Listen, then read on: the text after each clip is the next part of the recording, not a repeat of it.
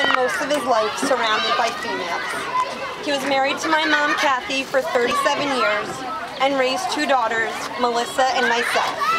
I'm sure many thought, poor guy, with so many hormones running through one family. However, my dad felt quite differently, and we all knew it. He was proud of our accomplishments, but what he did not realize is that so much of what we accomplished was in part because of him. My mom started her own business 12 years ago, which my dad later joined, but he initially gave her that push, that confidence to do it. He knew she had the will, the passion, and determination. My dad believed in her, just as he always believed in me and my sister.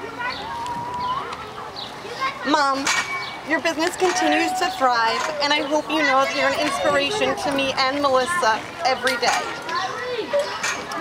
The mission of the YWCA is about empowering young women and creating fairness for all. This encompasses so much of the values that my father had and taught to others. He believed that everyone deserved a fair chance at life, in addition to an education, strong family unit, and positive role models. However, he also knew that not everyone had these privileges. My dad did not count his worth by the materialistic items he had, but by the family he helped create, the relationships he had, and the community that he was a member of.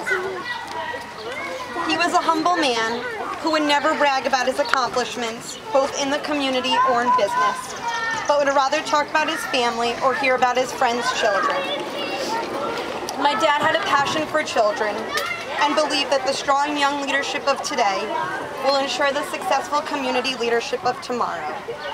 He'd probably be embarrassed to know that a playground is being built in his memory, but I, along with the rest of my family, are so proud. My dad has left a legacy not just within our family, but the community as well. I miss my dad every day.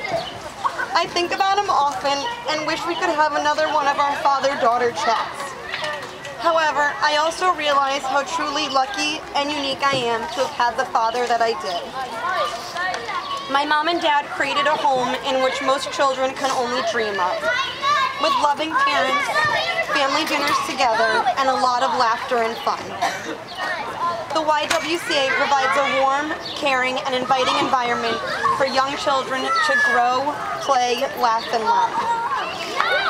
This playground is just the beginning for these children to learn life lessons like self-confidence, sharing, and teamwork. It is because of all of you and many others who could not be here today that this playground is possible. On behalf of my family, we cannot thank you enough for your outpouring of support. Lastly, this playground would not have been created without Diane Newman, Executive Director of the YWCA. She knew my dad as a friend, lay leader, and work colleague, and I do not think anyone else has seen him in all 3 roles. Diane approached my family just after my dad suddenly passed away on April 6th and told us about her idea for the playground. She found a way for all of us to create something tangible and positive out of something so tragic. Diane, my family and I cannot thank you enough for all that you've done. Your idea of building a playground in memory of my dad is something that so many of us will visit often and remind us that the world is a better place because of my father, Joe Mann. Thank you.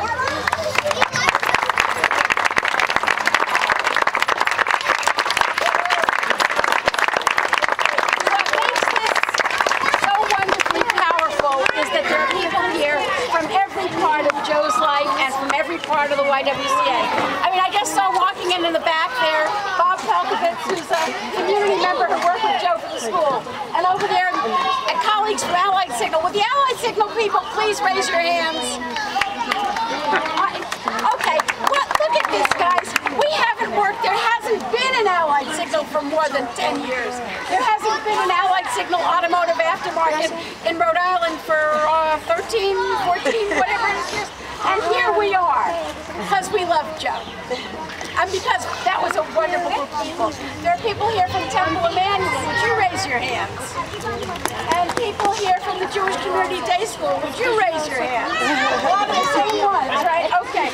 And there are people here from all walks of life in this community. Our board members, our volunteers, our supporters, our parents, the women who live in the Sarah Francis Grant residence, we all come together to celebrate and to show how important it is for this community to have this facility.